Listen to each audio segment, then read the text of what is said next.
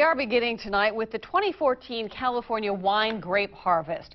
While it is being touted as the third best ever for the state, locally, not such good news. In fact, some local vintners are calling it the worst ever. Action News reporter Felix Cortez is live in the wine corridor of San Benito County with tonight's top story. Well, Dan, Aaron, despite drought conditions, grape growers around the state produced one of the largest grape yields in history. You would think that'd be a good sign for growers, but not here on the Hollister Wine Corridor, where wineries are seeing one of the worst years ever. Bottling day at DeRose Winery outside Hollister, but this year's production down by more than half. That's because the grape harvest was down by more than 70%. There's no water. It's Mother Nature not giving us any water, so it's making it more difficult. Worst year we've seen in 26 years. The winery having its worst year ever at a time when grape growers statewide produced the third largest yield on record, nearly 4 tons of grapes, but blamed the drought for DeRose's woes. The small winery dry farms, which means it depends on Mother Nature to irrigate its vineyards. So for the last 3 years, we've got the rainfall of about 1 year. So if we don't get some rain this year, I don't know what we'll do. Up the street from DeRose Winery, Calero Winery saw a 30% decline in production and had to pay more than $1 million to truck water in to irrigate their vineyards.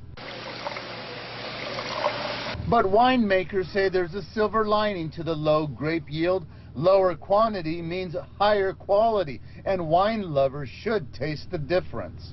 Well, I think a good, an interesting winemaker is going to deal with the circumstances and be nimble, and, maybe there might, for a dry farmer, maybe you're not going to get as much fruit, but the quality is going to be pretty awesome. So, maybe this is the vintage to go for. A winemaker, that's the art form there.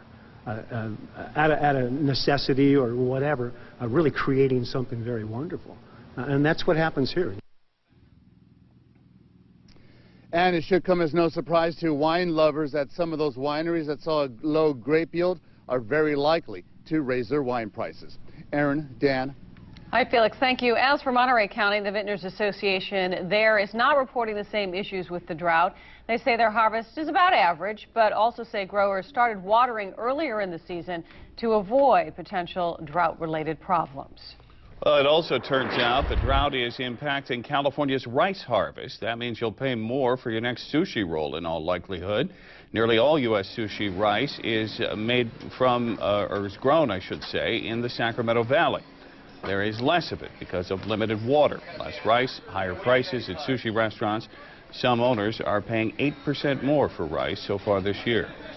The drought is still keeping most California lakes and reservoirs at record low levels.